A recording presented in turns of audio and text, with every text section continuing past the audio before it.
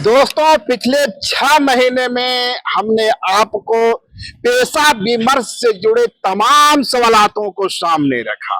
हमारी कोशिश रही कि आदिवासी समाज के जो डिफरेंट वॉइस हैं, जो आवाज हैं, जो असहमतियां हैं, उसे सामने लाया जाए। इस कोशिश में कितना कामयाब हुआ, कितनी नाकामयाबी मिली, वो एक जुदा बात है।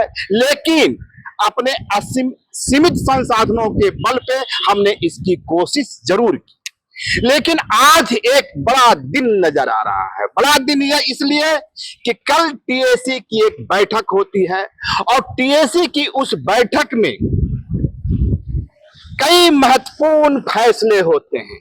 उसमें से एक फैसला जो था वह यह था कि 5वीं अनुसूची के क्षेत्रों में जो शराब की बिक्री की चर्चा हो रही थी या नीतियों का निर्धारण होने की प्रक्रिया जारी थी, अब टीएसी ने कहा है, टीएसी में यह सहमति बनी है कि शराब की जो बिक्री होगी आदिवासी बहुल गांव में, उस पर अंतिम मुहर, याद रखिए, अंतिम मुहर ग्राम सभा की हो। अब इसे किस रूप में लिया जाए, क्योंकि पिछले 6 महीनों से इसी ग्राम सभा के अधिकारों की लड़ाई लड़ी जा रही थी। ग्राम सभा की सर्वोच्चता की मांग की जा रही थी।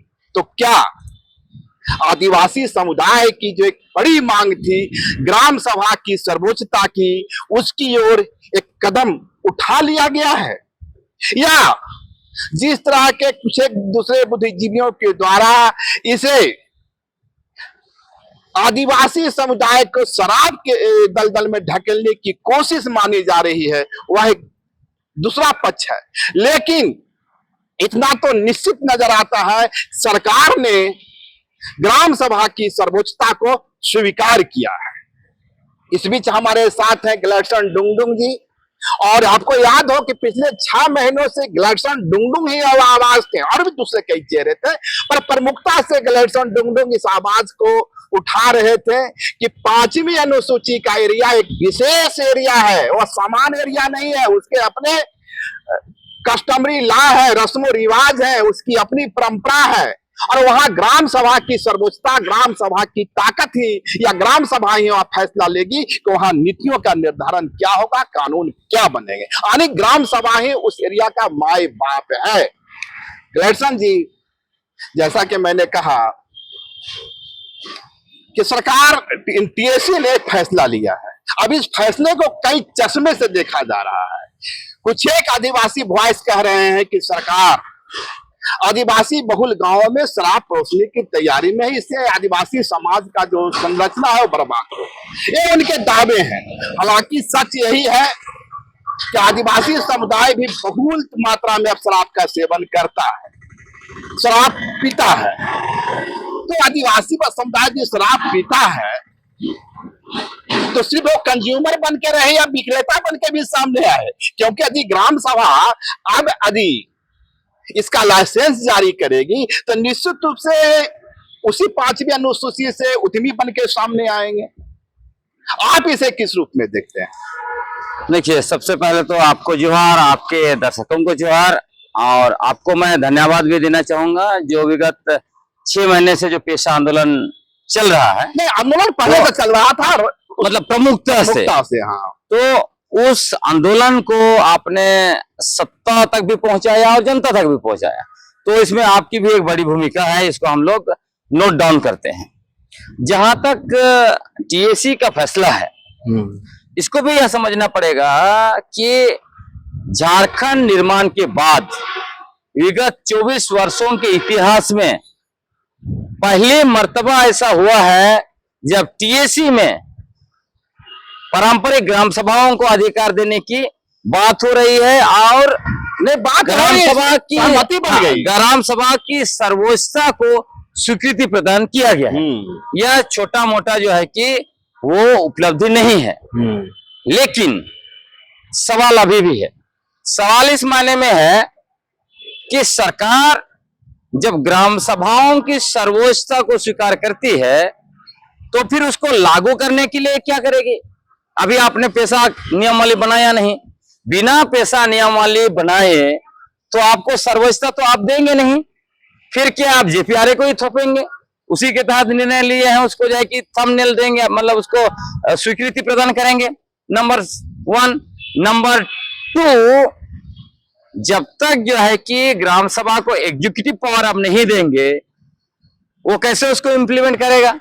अभी जो कोशिश की जा रही है उसमें क्या है, ग्राम सभा को विधायिका शक्ति और न्यायपालिका की शक्ति दी जा रही है। हमारे पुरखों की पारंपरिक स्वशासन व्यवस्था में विधायिका, कार्यपालिका और न्यायपालिका तीनों इनबिल्ट है। अब ये जो पेशा में भी जिस तरह से चुनाव घुसा दिया गया वो गलत तरीके से, और दूसरा जेपीआरए थोपा गया, और अभी दोनों जेपीआरए और पेशा की खिचड़ी बना के ही परोसना चाहते हैं। और इसमें बड़ी चालाकी से पारंपरिक ग्राम सभाओं की जो कार्यपालिका शक्ति है उसको निकालकर पंचायत कार्यकारिणी समिति बनाकर मुखिया और वार्ड को दिया जा रहा है। तो इससे तो बातें नहीं बनेगी।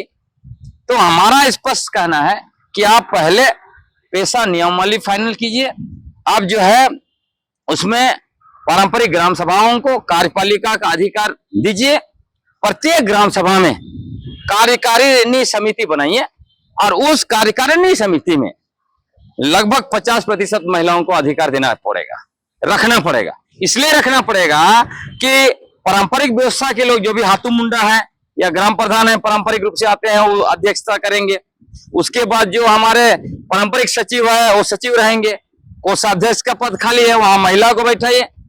कार्यकारिणी समिति का 9 लोगों का लगभग आप कमेटी बनाइए, उसमें डालिए। इसलिए डालिए जैसे आपने कहा अधिकार है पेशा कानून के तहत बिना ग्राम सभा की अनुमति का अनुसूचित क्षेत्र में शराब की खरीद बिक्री नहीं हो सकती है। ठीक है, आप उसको स्वीकृति प्रदान कर रहे हैं, लेकिन यहाँ शराब पीने वाले कौन लोग हैं? पुरुष ही है ना। वही उसकी अध्यक्षता करेंगे, वही उसमें उसको सारा चलाएंगे, फिर गड़बड़ी होगी। दूसरी बात, अभी जो है अगर आप ग्राम सभा को उसको कार्यपालिका की शक्ति नहीं देते हैं और मान लीजिए एकल मुंडा ही मेन व्यक्ति रहते हैं, तो जितने अधिकांश मुंडा, हाथू मुंडा हो या दूसरे समुदाय के पारंपरिक ग्राम प्रधान हो, ये तो पार्टियों के जो है कि पदाधिकारी बन चुके हैं। कोई भी या तो झारखंड मुक्ति मोर्चा, कांग्रेस या बीजेपी, तो कांग्रेस और झारखंड मुक्ति मोर्चा की नीति है तो उसका तो विरोध नहीं करेंगे, उसको लागू करेंगे। इससे जो दूसरा धारा, जो लोग आशंका व्यक्त कर रहे हैं कि अब हर जगह शराब का दुकान खोलेंगे और आदिवासी समाज बर्बाद हो जाएगा, ये तो निश्चित रूप से उनका जो सवाल है वो जायज है। लेकिन आपको यह भी देखना पड़ेगा, आपको जब अधिकार मिला है, आप उस अधिकार को कैसे इस्तेमाल जैसे आप दूसरे तरीके से देखिए, जमीन सीएनटी एक्ट बोलता है आदिवासी का जमीन गैर आदिवासी नहीं ले सकता है। लेकिन जिस रांची में हम लोग बैठे हैं, यही आदिवासियों की जमीन पर बड़े पैमाने पर अपार्टमेंट बन गया। कैसे बना भाई? जमीन तो आपका है, गैर आदिवासी कैसे लिया? कानून आपको अधिकार देके रखा है। इसका मतलब आप कानून का इस्तेमाल नहीं कर रहे हैं, आप गलत तरीके से दूसरों को दे रहे हैं।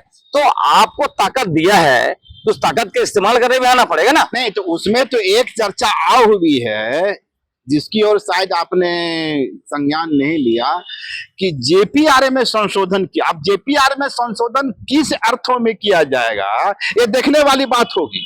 अभी तक जेपीआरए में संशोधन का मतलब ये निकाला जा रहा है कि जेपीआरए में ही इस नियमावली को इनबिल्ट कर दिया जाएगा। लेकिन इसका एक दूसरा पहलू भी है, क्या जेपीआरए को से अलग भी एक संशोधन की, जेपीआरए में संशोधन इस बात की हो रही है कि उसे समान क्षेत्रों तक सीमित रखा जाए, इसकी स्पष्टता नहीं आई है। निश्चित रूप से सरकार पेशा के मामले में भी कदम बढ़ाती हुई दिख रही है, क्योंकि कल पेशा की भी चर्चा हुई है और अभी तो एक्सपर्ट कमेटी का गठन हुआ है। आपके सवाल ठीक है कि यदि ग्राम सभा को अधिकार ही नहीं मिलेगी, एग्जीक्यूटिव पावर नहीं मिलेगा, जुडिशियल पावर नहीं मिलेगा तो फंक्शन नहीं कर पाएगा। पर सरकार तो एक ही साथ 2 कदम बढ़ाती हुई दिख रही है ना, और पेशा के नियमावली को के लेकर भी आगे बढ़ती हुई दिख रही है। ग्राम सभा के सशक्तिकरण की बात करी तो क्या नहीं लगता कि सरकार एक हरी झंडी दिखला रही है? देखिए, मैंने जब 15 तारीख को सरकार ने कंसल्टेशन बुलाया था, उसमें मैंने बहुत स्पष्ट कहा था कि झारखंड सरकार का जो पंचायत राज विभाग है उसमें जो बैठे हुए अधिकारी हैं वो अपने आप को बहुत ही बुद्धिमान या अति बुद्धिमान समझते हैं। उनको लगता है कि आदिवासी लोग बेवकूफ हैं, ये समझ नहीं पाएंगे। सोचिए कि 3 साल में 3 ड्राफ्ट लेके आए और तीनों ड्राफ्ट में कुल मिलाकर जेपीआरए के अंदर पेशा के कुछ प्रावधान घुसा के उसी को पेशा बताना चाहते हैं। तो उसका हमने कड़ा विरोध किया और हमारी बातों को सुनकर कांग्रेस के जो प्रभारी हैं के राजू साहब ने कहा ऐसे नहीं चलेगा, आपको अलग करना पड़ेगा। उनका तो भावार्थ यह था कि सब कुछ चल सकता है, कम से कम यह ड्राफ्ट नहीं हाँ, चलेगा। बिल्कुल। लेकिन यही मैं कह रहा हूं कि अब किस संदर्भ में जो बहुत सीनियर लीडर हैं प्रोफेसर स्टीफन मरांडी ने कहा है, अगर वो जेपीआरए में संशोधन करके पैसा घुसाना चाहते हैं तो इसका तो पुरजोर विरोध होगा। हाँ, इसको अनुसूचित क्षेत्र से हटाने के लिए संशोधन की बात कर रहे हैं, सही है। इसी बिंदु पर क्योंकि संशोधन तो करना ही पड़ेगा। झारखंड पंचायत राज अधिनियम 2001 की धारा 1 उपधारा 2 में उसको संशोधन करके डालना पड़ेगा। ये अनुसूचित क्षेत्र में लागू नहीं होगा, इतना होगा। लेकिन पेशा कानून को जेपीआरए में आप इसलिए नहीं डाल सकते हैं, ये असंवैधानिक तरीके से संविधान के अनुच्छेद 243M, 244(1) और 254 का उल्लंघन करके बनाया गया है। तो इसमें ध्यान रखने वाली बात है, उसी कार्यशाला की बात कर रहा हूं। आपके भाषण के बाद के राजू आए थे। के राजू ने कहा कि क्या बेहतर नहीं, उन्होंने चूंकि वे सरकार का एक कहीं आप संगठन का एक बड़ा चेहरा है, सरकार को दिशा निर्देशित साफ रूप से नहीं कर सकते, तो उन्होंने कायदे से तो इतना तो जरूर कहा कि क्या बेहतर नहीं होगा कि हम पेशा के लिए एक दूसरा कानून लाए, दूसरा एक्ट लाए। देखिए, एक तरह से साफ कर दिया। उन्होंने चूंकि वो डायरेक्ट आदेश देते तो अच्छा नहीं लगता, गठबंधन की सरकार है, इसलिए उन्होंने कहा यदि आप क्रांतिकारी हैं तो नया कानून लाइए, और ये संभव है क्योंकि पेशा कानून का रेफरेंस लेके राज्य सरकार अनुसूचित क्षेत्र के लिए अलग कानून बना सकती है और बना के उसको टीएसी में ले जाइए और टीएसी से महामहिम राष्ट्रपति से अनुमोदन करा लीजिए, ये सही रास्ता होगा। और सबसे सरल रास्ता तो यह है क्योंकि अनुसूचित क्षेत्र में यहाँ का प्रशासन और नियंत्रण संविधान के अनुच्छेद 244(1) और 5वीं अनुसूची के तहत होना है, और 5वीं अनुसूची का पैरा 5(2) के तहत महामहिम गवर्नर को रेगुलेशन बनाने का अधिकार है। तो उनसे निवेदन करना चाहिए माननीय मुख्यमंत्री को, आप एक ड्राफ्ट बना लीजिए, उनको दे दीजिए, निवेदन कीजिए कि आप अपना जो 5वीं अनुसूची पैरा 5(2) का अधिकार का उपयोग करते हुए आप इसको जो है कि एक नियमावली बना दीजिए, रेगुलेशन बना दीजिए, हो जाएगा। सिंपल सा बात। मेरी जो समझ यह बनती है कि सरकार ने ये कह के कि शराब बिकेगी या नहीं बिकेगी, इसका फैसला ग्राम सभा करेगा, यह साफ कर दिया है कि उसकी मंशा क्या है। इतना संकेत मिल रहा है कि अब ग्राम सभा की सर्वोच्चता को सरकार स्वीकार की, जिसकी मांग आदिवासी समुदाय के हर एक धड़े के द्वारा की जा रही, हर जना ये चाह रहा। हालांकि कुछ दलों के द्वारा जिस तरह से स्वशासी व्यवस्था की बात की जा रही थी, चुनाव का बात किया जा रहा था, उसमें ग्राम सभा की शक्ति कमजोर होती, लेकिन सरकार तो ग्राम सभा के साथ जाती हुई दिख रही। लेकिन इसमें भी देखिएगा होता क्या है, मैं इसमें भी कहीं ना कहीं शासक वर्ग का चालाकी मैं देख रहा हूं। शासक वर्ग का चालाकी इसलिए बोल रहा हूं, जिस तरह से हमारे ऊपर मुख्यधारा, जनहित, राष्ट्रहित, विकास जैसे शब्दों का उपयोग करते हुए हमारी जमीन, इलाका और प्राकृतिक संसाधनों को कब्जा कर किया गया, हमें बेदखल किया गया, हमें जो है कि मरने पर छोड़ दिया गया, उसी तरह ये लोग भी ऐसे शब्दों का उपयोग कर रहे हैं। आप आज का अखबार पढ़िए, क्या शब्द का उपयोग किया गया है। आदिवासी बहुल इलाकों में ग्राम सभा से पूछा जाएगा, उसका निर्णय लिया जाएगा, हाँ, उसको अधिकार दिया जाएगा, वो उससे बिना जो है कि अनुमति लिए शराब नहीं बेचा जाएगा। यहाँ पे आपने अनुसूचित क्षेत्र का बात क्यों नहीं किया? आदिवासी बहुल मतलब जैसे रांची अनुसूचित क्षेत्र है, लेकिन आदिवासी बहुल तो नहीं है। बाहर के लोग भर गए, यहाँ क्या होगा? यहाँ आप शराब बेचेंगे बिना आदिवासी से। मूलार्थ जो है जमशेदपुर में तो आदिवासी बहुल नहीं है। अब बाहर के लोग, पहले था टाटा बैठने से पहले 95% आदिवासी थे, अभी 5 पर आ गए। अब बोलेंगे आदिवासी बहुल नहीं है इसलिए यहाँ शराब बेचेंगे, लेकिन वो तो अनुसूचित क्षेत्र है। वहां जो बहस हुई उसका मूलार्थ था 5th शेड्यूल का एरिया। हाँ, लेकिन वो बोलना पड़ेगा, इसलिए हम लोग कह रहे हैं कि जब पेशा कानून में स्पष्ट है कि 5वीं अनुसूचित क्षेत्र में ग्राम सभा कि अनुमति के बगैर शराब की खरीद बिक्री नहीं हो सकती है, बालू का भी मसला। लेकिन एक बात मानना पड़ेगा कि ये जो अभी रेगुलेशन इन्होंने बनाया, मतलब बालू को लेकर उसकी नियमावली 7 मई को बनाया, कैबिनेट में पारित किया, और शराब खरीद बिक्री का मसला जो है, उत्पाद नीति जो है, उसको लेके 15 मई को बनाया नीति। उसमें भी ग्राम सभा की बातें नहीं हुई। लेकिन जिस तरह से चीजों पर हमने प्रेशराइज करके ये सारे विमर्श को ग्राम सभा में केंद्र कर दिया, और हमने उसको पारंपरिक स्वशासन व्यवस्था के अंदर में ग्राम सभा को विधायिका, कार्यपालिका और न्यायपालिका शक्ति देने की दिशा में हम लोगों ने जिस तरह से सारी चीजों को पूरा जो मुहिम खड़ा कर दिया, सरकार एकदम लाइन पर आ गई है। सरकार लाइन पे आ गई है। और आपको मैं बताना चाहता हूं, और इसमें देखिए बीजेपी जो हमेशा कहते हैं हम आदिवासियों के साथ खड़े हैं, उन्होंने कल बॉयकॉट किया टीएससी को, क्योंकि झारखंड के अनुसूचित क्षेत्रों में असंवैधानिक तरीके से सारा रूल और रेगुलेशन उन्होंने ही लाया था। अब इनको कुछ बोलने के लिए नहीं बन रहा है, इसलिए यहाँ देखिए कई जगह पे अभी कोशिश कर रहे हैं कि सरनाई से करके फिर कहीं सत्ता आ सकता है तो कोशिश कर लिया जाए, तो वो कर रहे हैं अपना। एक दूसरी चर्चा हुई थी गिलहरसन भाई कि थाना क्षेत्र की बाध्यता को सीएनटी एक्ट में समाप्त कर दिया जाए। भाजपा सवाल कर रही है अब कि यही काम भाजपा की होती तो कोहराम मचा होता, अब यही काम अबुआ सरकार कर रही है, तो देखिए बताया जा रहा है ये दोनों में अंतर है।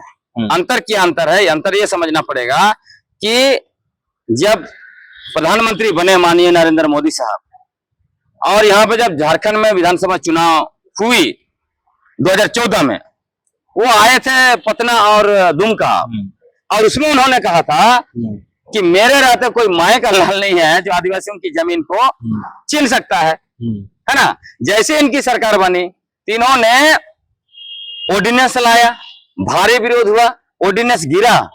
तो जिन दो कानूनों को सीएनटी एक्ट और एसपीटी एक्ट, जिसको हम लोग कहते हैं ये मामूली दस्तावेज नहीं है, ये हमारे पूर्वजों के खून से लिखे गए दस्तावेज है, उस पर बहस करना भी मुनासिब नहीं समझा इन लोगों ने। विधानसभा में 3 मिनट में संशोधन किया, और उसमें क्या था भाई, जितने बिल्डिंग बने हैं आदिवासी जमीन पर उसको रेगुलराइज करना था उनको, है ना, पूरा जो है कि ओपन कर देना था आदिवासी जमीन को। और यहां जो अभी जो ये लोग बात कर रहे हैं, ये किसकी बात कर रहे हैं? ये बात कर रहे हैं जो सीएनटी एक्ट की जो मूल भावना है उसको रिस्टोर करने की बात कर रहे हैं। क्योंकि सीएनटी एक्ट की मूल भावना क्या है? मूल भावना है कि आदिवासी के पास आदिवासी का जमीन वहीं रहे, और उसमें शुरू में आदिवासी शब्द भी नहीं उपयोग किया गया है, वहां रैयत कही गई है। रैयत का जमीन रैयत के पास रहे, और वो रैयत आप देखिएगा मूलवासी भी कई जगह रैयत है, बहुत बड़ी संख्या है। तो हमारा कहना है कि यदि ये सरकार ये कोशिश कर रही है कि सीएनटी एक्ट की मूल भावना को, मूल चीज को वापस लाए, तो वही होना चाहिए। बीजेपी यूपी वगैरह में क्या कर रही है? इलाहाबाद को प्रयागराज बनाया, तो उसका मूल भावना को वापस किया ना भाई। हम लोग तो कहते हैं कि रांची को भी रीची बनाओ, पहाड़ी मंदिर को रीचीपुर बनाओ। हाँ, यहाँ रांची में जितने जैसे दुरंदा को आपने दुरंदा बना दिया, बरियाहाटू को बरियातू बना दिया, हिंदपीढ़ी का नाम बदल हिंदी पीढ़ी को अब हिंदपीढ़ी बना दिया। हम लोग तो चाहते हैं कि अबुआ सरकार है, अबुआ सरकार सारे चीजों को रिस्टोर करे। और मैं आपको भी धन्यवाद देना चाहता हूँ, कम से कम जो खबरें आप लेके आ रहे हैं कि हमारा पेशा आंदोलन के बाद हमारे माननीय विधायक जो है कि पेशा कानून पढ़ रहे हैं, टीएससी में आवाज उठा रहे हैं, ये तो हम लोगों की बड़ी उपलब्धि है ना।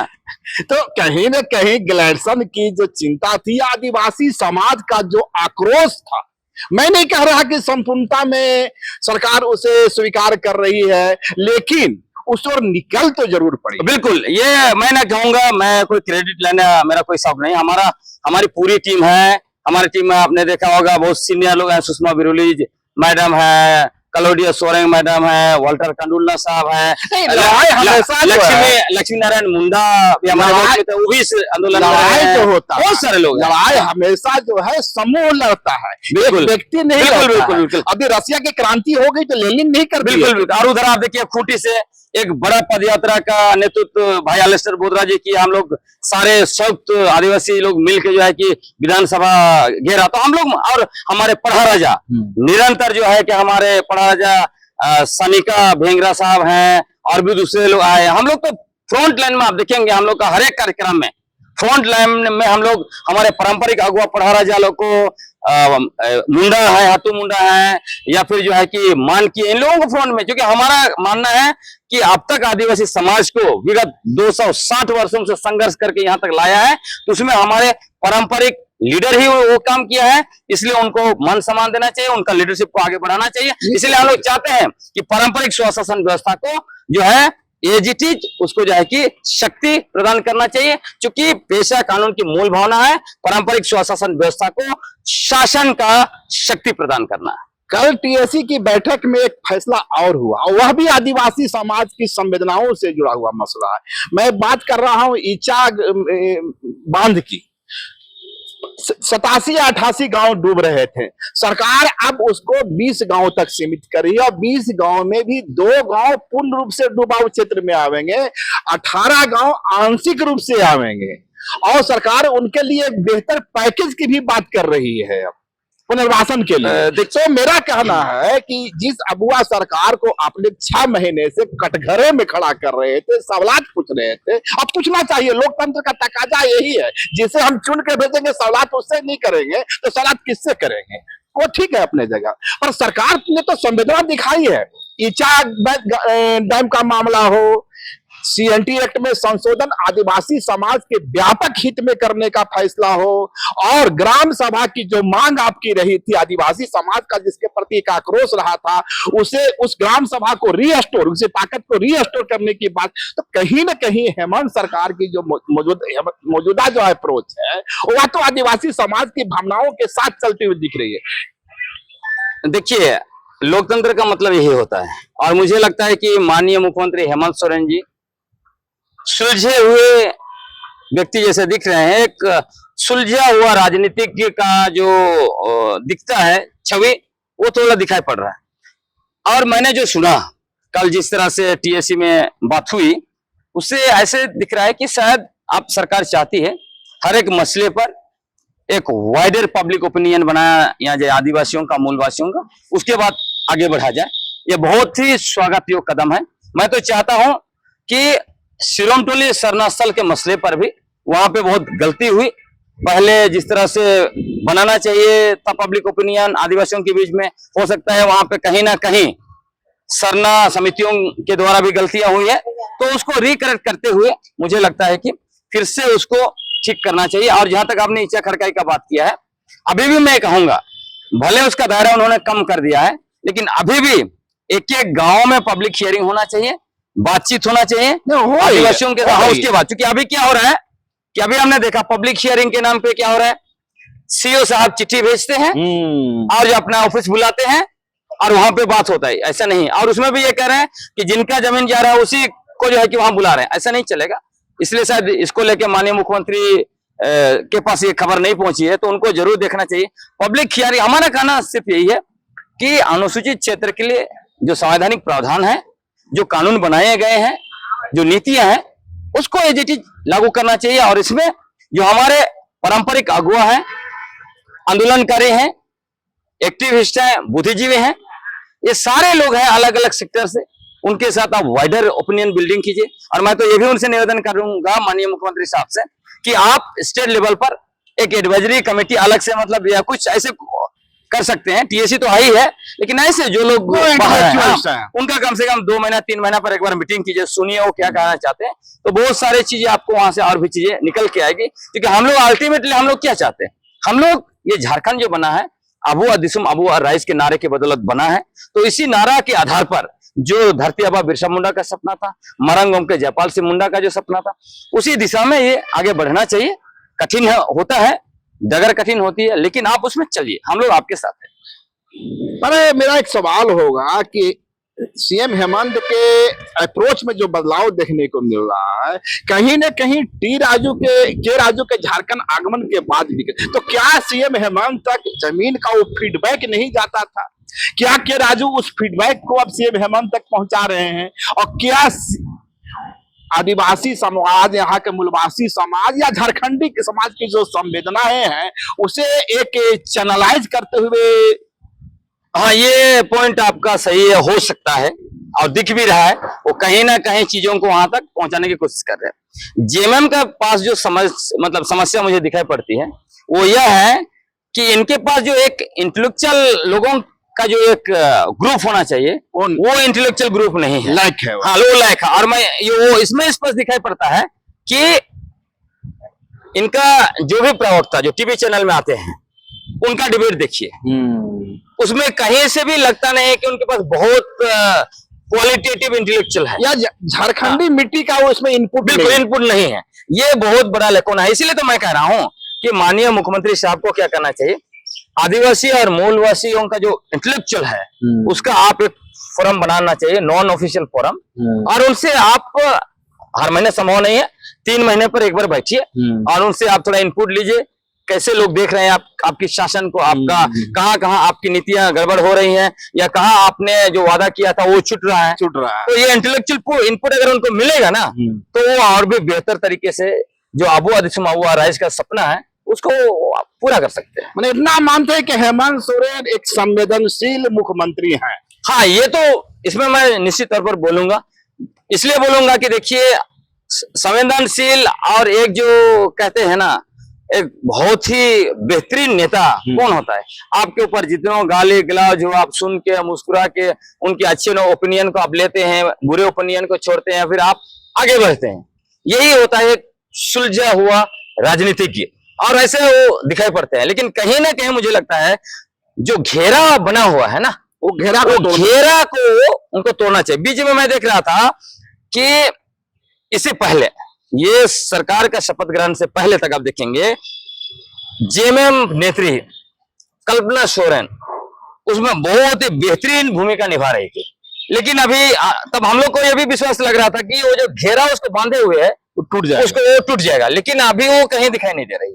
तो ये भी कहीं ना कहीं गड़बड़ हुआ है, तो उनको उसको ठीक करना। कल्पना सोरेन तो सामने आना बिल्कुल बिल्कुल, वो वहां रहेंगे तब जो है कि पब्लिक ओपिनियन भी होगा और लोग भी सीएम तक एक्सेस करें। मैं खुद आपको बता रहा हूँ, हम लोग बहुत समय में उनसे मिलना चाहते हैं लेकिन जो वहां तक पहुंचने नहीं दिया जाता, कहा दिया जैसे आज ये इसमें बिजी है, उसमें बिजी है, उसमें बिजी है, तो जो हम इनपुट देना चाहते हैं वो नहीं मिल पाता है। और जब तक हम उनसे पहुंचते हैं तब तक वो समय खत्म हो गया।